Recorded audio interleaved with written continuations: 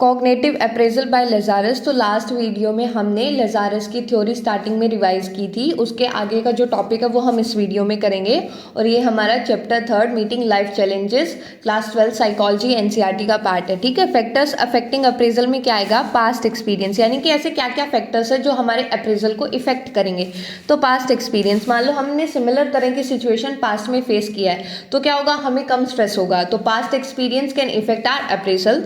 दूसरा कि हमें क्या लगता है कि हमारे उस पर्टिकुलर इवेंट पे कंट्रोल है या नहीं है। अगर कंट्रोल होगा तो कम स्ट्रेसफुल लगेगी, कंट्रोल नहीं होगा तो ज़्यादा स्ट्रेसफुल लगेगी।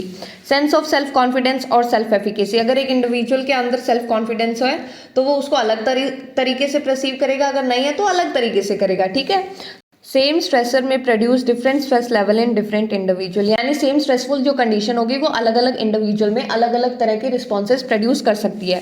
तो हमारे स्ट्रेस रिएक्शन कैसे हो सकते हैं, तो हमारे पास 4 तरह के दे रखे हैं। पहला है हमारे पास फिजियोलॉजिकल रिएक्शन, दूसरा emotional reaction, behavioural reaction and cognitive reactions. तो फिजियोलॉजिकल रिएक्शन हमारे बॉडी से रिलेटेड होता है कि हमारे बॉडी के अंदर क्या क्या चेंजेस होते हैं। सो हाइपोथैलेमस एक्टिवेट 2 पाथवेज, कि हमारी बॉडी के अंदर 2 पाथवेज एक्टिवेट कर देती है हाइपोथैलेमस, जिसमें पहले हमारे पास ऑटोनॉमिक नर्वस सिस्टम, दूसरा है पिट्यूटरी ग्लैंड पाथवे। तो ऑटोनॉमिक नर्वस सिस्टम पाथवे में क्या होता है कि एड्रिनल ग्लैंड होती है, वो एपिनेफ्रिन और नॉन एपिनेफ्रिन को रिलीज करना स्टार्ट करती है और हमारी बॉडी के अंदर फाइट और फ्लाइट का रिस्पॉन्स प्रोड्यूस होना स्टार्ट होता है। सो पिट्यूटरी ग्लैंड क्या करती है, कॉर्टिसोल जिसको हम स्ट्रेस हार्मोन बोलते हैं वो रिलीज होता है और ये हमें एनर्जी प्रोवाइड करता है। तो ये हमारा फिजियोलॉजिकल रिएक्शन में आएगा। इमोशनल रिएक्शन में क्या आता है कि हमारे अंदर अलग अलग रिएक्शन आने लगते हैं, जैसे fear, anxiety, anger, depression, embarrassment, denial. ठीक है, बिहेवियरल में क्या आता है कि मान लो कोई भी स्ट्रेसफुल सिचुएशन है, मान लो कि आपके सामने शेर आ गया तो आप क्या करोगे, या तो भागोगे, और अगर आपको ऐसे लगता है कि मेरे अंदर फाइट करने की कैपेसिटी है तो आप फाइट करोगे। तो हमारे पास क्या होता है, फाइट और फ्लाइट की सिचुएशन होती है बिहेवियर में। फिर आता है कॉग्निटिव रिएक्शन, कि हम क्या सोचते हैं कि एक पर्टिकुलर जो बिहेवियर है उसकी क्या हार्म्स है, क्या थ्रेट है, क्या मैं इसको कंट्रोल कर पाता हूँ या नहीं कर पाता।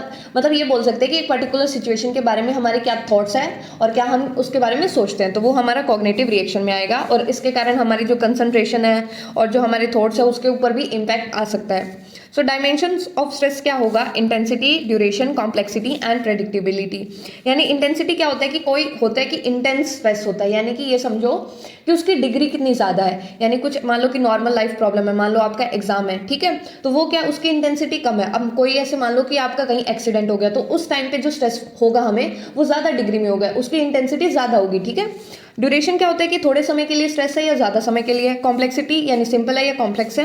प्रेडिक्ट यानी कि हमने जो स्ट्रेसफुल सिचुएशन है उसको प्रेडिक्ट किया था या नहीं किया था, यानी कि हमें लगता था कि ऐसी सिचुएशन आ सकती है या नहीं आ सकती। तो